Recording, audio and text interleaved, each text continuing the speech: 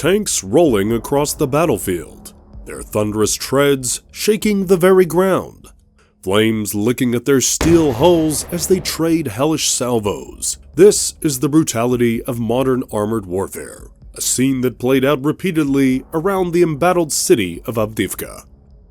Imagine if over 200 Russian tanks and countless infantry reduced to smoldering wrecks in the span of just a few months.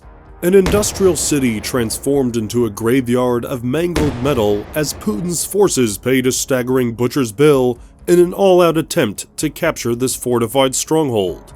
This is the story of the battle for Avdiivka, a microcosm of the incredible violence and tenacity that has defined Russia's invasion of Ukraine. But before we continue, we would like you guys to subscribe to the channel, like this video, and hit the notification bell icon so you do not miss out on any amazing and entertaining content. Before we get into the nitty-gritty details, let's set the stage a bit. You've probably heard about the major battle of Bakhmut that raged for months, right? Well, the fighting around the city of Avdiivka has been dubbed Bakhmut 2.0 by soldiers and analysts alike. Just like its predecessor, the conditions here were absolutely nightmarish. So what made Avdiivka such an important objective for Russia? And at what cost did they try to capture this heavily fortified city? We're going to take you through the key events, the staggering losses on both sides, and just how close this came to becoming another Mariupol-style encirclement for Ukrainian defenders. Background on Avdiivka. Located in the heart of the Donbas region, Avdiivka is an industrial city that was once home to around 32,000 people. But don't let the modest population fool you, this place was an absolute fortress by the time the Russians came knocking in 2022. You see, Avdiivka has been on the front lines of the conflict since way back in 2014 when pro-Russian separatists first rose up in the region. Over 8 long years, Ukrainian troops dug themselves in deep with trench systems, firing positions, and heavily reinforced bunkers. The Avdiivka coke plant alone was like a smaller version of the Azovstal steel mill with underground facilities that became a base of operations. So when Putin launched his full-scale invasion in February 2022, Avdiivka was already a well-fortified stronghold that Ukrainian forces were determined to defend at all costs. Why? Well, its location just northwest of the Russian-occupied city of Donetsk made it a prime target. Losing Avdiivka would open up that entire area for Russian forces to resupply and potentially push deeper into Ukrainian territory. With that context set, let's jump into the timeline of this grueling battle and see just how much Russia had to sacrifice to eventually capture Avdiivka. Even before Russia's renewed offensive to take the city in October 2023, there was plenty of fighting and bombardment around Avdiivka throughout 2022 as Putin's forces tried to seize the initiative. Things really started heating up in mid-April of that year. As the Russians launched a major offensive in the Donbas, Avdiivka came under increasingly heavy shelling. We're talking airstrikes, leveling buildings, white phosphorus raining down, and thermobaric weapons getting used in dense urban areas. Yet despite all this firepower, Ukrainian troops continued clinging to their fortified positions, slugging it out in brutal close-quarters combat whenever the Russians tried to push into the city limits. Month after month, they traded artillery barrages and skirmishes as Moscow tried to grind them down. By the end of the summer, things had escalated into a full-blown battle on Avdiivka's northern outskirts around the villages of Pisky and Novoselivka. Pro-Russian separatist militias captured parts of these suburbs while taking horrific losses in the process, so the stage was set for an even bigger confrontation to come. Ukraine had weathered the initial Russian onslaught, but both sides knew Avdiivka remained a crucial pivot point for controlling the whole Donetsk area, which meant Putin would stop at nothing to finally take the city, no matter how many troops and tanks it cost him. Alright, we've set the scene. Let's get to the main event. On October 10th, 2023, Russian forces launched a massive new offensive to capture Avdiivka, throwing pretty much everything they had at it. We're talking a full-on mechanized assault with tanks, helicopters, heavy artillery bombarding the area day and night. It was pretty much all the firepower Putin's military could muster concentrating on this small industrial city. And man, those first few weeks of fighting were some of the most intense, bloody combat Ukraine's defenders had seen since the Battle of Bakhmut. One Ukrainian officer compared it to the Battle of Kursk during World War II. You know, the biggest tank battle in human history? Yeah, it was that level of chaos and destruction. The numbers being thrown around for Russian casualties in those opening days are just staggering. Ukraine claimed killing over 3,000 enemy troops and 250 tanks in the first few days alone. Then, in mid-October, they said day after day of up to 1,400 Russian soldiers getting taken out each. We're talking claims of the elite Russian 90th Tank Division allegedly losing over 2,500 men and 250 vehicles like tanks and APCs in under a month. Or the 114th Separate Motor Rifle Brigade supposedly having 2/3 of its initial force knocked out after just a couple of weeks. Now, to be fair, those are very likely overestimates by Ukrainian sources looking to hype up their successes. But even accounting for some exaggeration, the Russian losses were catastrophic, especially in terms of valuable armored vehicles and tanks. Using open-source data from military analysts, we can confirm Russia lost at least 214 tanks just in the fighting around Avdiivka between October 2023 and February 2024. That's nearly a full division's worth, if you go by typical Soviet organizational structures, and these were mostly their more modern T-72s, T-80s, and even a few top-of-the-line T-90s. In contrast, the Ukrainians admitted to losing only around 15 to 20 tanks over that same period while defending in fortified positions. So we're looking at Russian tankers getting slaughtered at a rate of 10 or 12 to 1 compared to the Ukrainians. So why did Russia suffer a lopsided butcher's bill in tanks and casualties? Well, part of it was simply poor tactics and attritional human wave assaults by infantry getting chewed up left and right. And we can't forget the proliferation of Ukrainian loitering munitions and other cheap battlefield drones that racked up insane kill counts against Russian armor parked out in the open during bombardments, unable to hide. The numbers are staggering. We're talking hundreds of tanks and other armored vehicles getting wiped out at times for negligible gains. So right out of the gates, this renewed Avdiivka offensive was an absolute disaster for Putin from a cost-benefit standpoint. His army was hemorrhaging irreplaceable vehicles, elite crews, and combat power. Yet the Ukrainians refused to yield an inch of ground around that city. Something had to change, or this Bakhmut 2.0 would become another quagmire like the previous battle.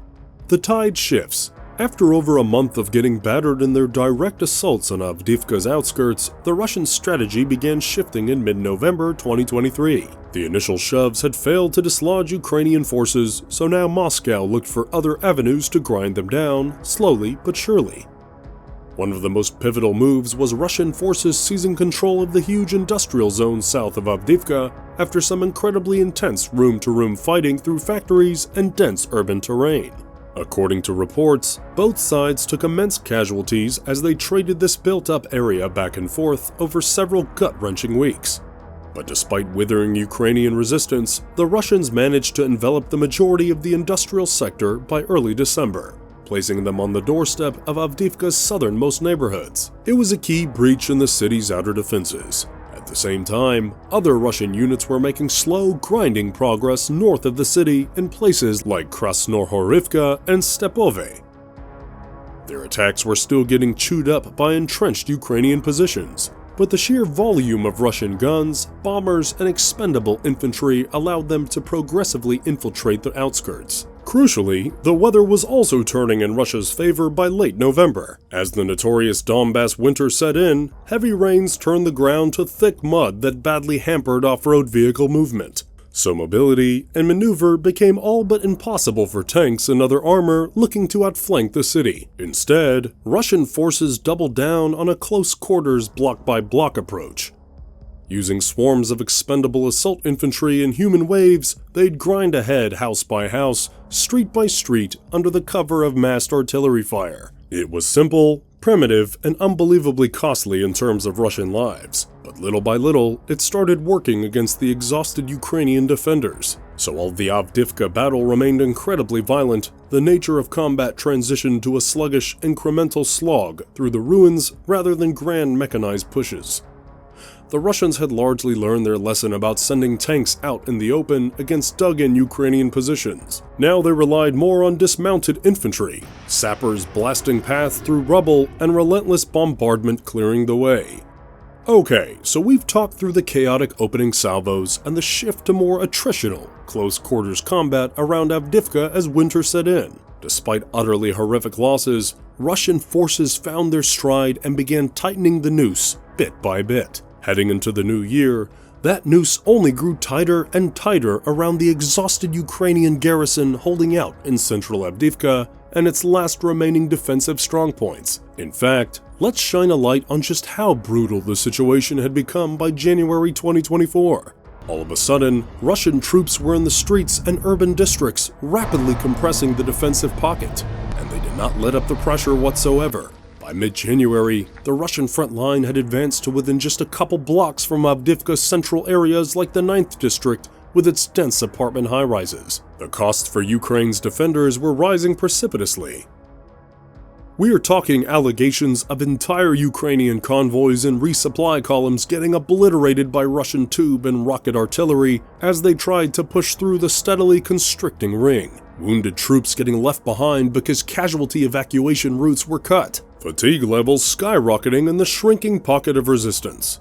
The situation had become so dire, in fact, that Ukraine rotated its 110th Mechanized Brigade out of the city in February, marking the first time in nearly 2 years that those poor battle-hardened souls got any rest. And they left in pretty rough shape too, by all accounts.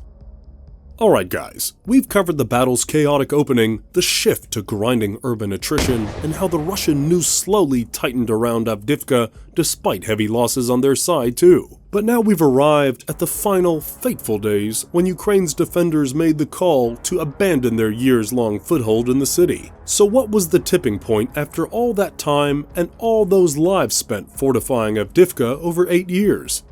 Well, according to reports, it was a combination of eroding supply lines, Russian air superiority, and simply being outgunned by Moscow's expenditure of mass artillery and manpower. Let's go through each of those factors one by one. First off, by early February, Russia had managed to punch not just one, but 2 significant breaches into Avdiivka's northern and southern flanks. Their troops were in the streets, rapidly compressing the Ukrainian defensive pocket. More crucially, Russian forces had cut off or severely jeopardized every single major supply route for the defending garrison. We're talking the roads and rail lines used to funnel in fresh troops, ammunition, food, medical supplies, everything. And you know, it's one thing to hold out against an assault when you've got ample bullets, bombs, and beans stockpiled. It's quite another when your perimeter keeps shrinking, supplies are dwindling, and no reinforcements are coming. At a certain point, the odds shift from heavily fortified to being inexorably squeezed into surrender, which brings us to reason number 2 behind Ukraine's withdrawal decision: the growing impact of Russian air power over the battlefield. See, in those final couple of weeks, Moscow began hurling wave after wave of airstrikes, unloading hundreds upon hundreds of precision-guided bombs and missiles onto Ukrainian positions. On top of the sheer tonnage of air-dropped ordnance, Russia also enjoyed temporary but localized air superiority over the Avdiivka pocket. That's huge, because it meant Ukrainian anti-air defenses were either destroyed, suppressed, or simply out of ammunition after 11 months of grinding combat. The result?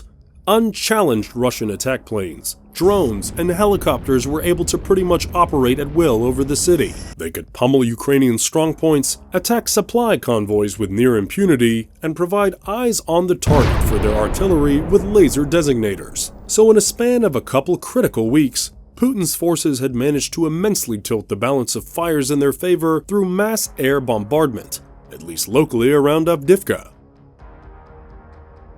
When you add that to the other factors of dwindling supplies and compressed defensive lines, you can really see why Ukraine's calculus abruptly shifted. Because look, let's be honest, the heroic Ukrainian defenders of Avdiivka were woefully outmatched in terms of ammunition expenditure. Now you had Russia raining hell from the skies on top of everything else, and they still refused to yield so long as they had resupply lines, clear fallback routes, and hope of eventual relief. But once those escape routes started getting severed, yeah, that's when even the most stubborn garrison commander has to weigh the ugly math of trading lives for rubble. At a certain point, you're not defending a strategic city anymore, you're just delaying the inevitable massacre of your entire force if you stay put. So when Ukrainian commanders surveyed the situation in early February and saw no end to the systematic strangulation in sight, they made perhaps the toughest decision of the entire war so far. Better to preserve what's left of your garrison than have it obliterated to the last man for a symbolic, purely Pyrrhic victory. On February 17, 2024, Ukraine officially announced it would be withdrawing all remaining troops from the ruins of Avdiivka to avoid encirclement and preserve the lives and health of service personnel. A day of reckoning after almost a year of hellish urban combat over this one city that came to epitomize the brutality of Russia's invasion. Okay. That pretty much wraps up the blow-by-blow of this wretched battle for Avdiivka. Russia's victory came at a staggering cost, with hundreds of tanks and thousands of lives lost in the pursuit of this strategic objective.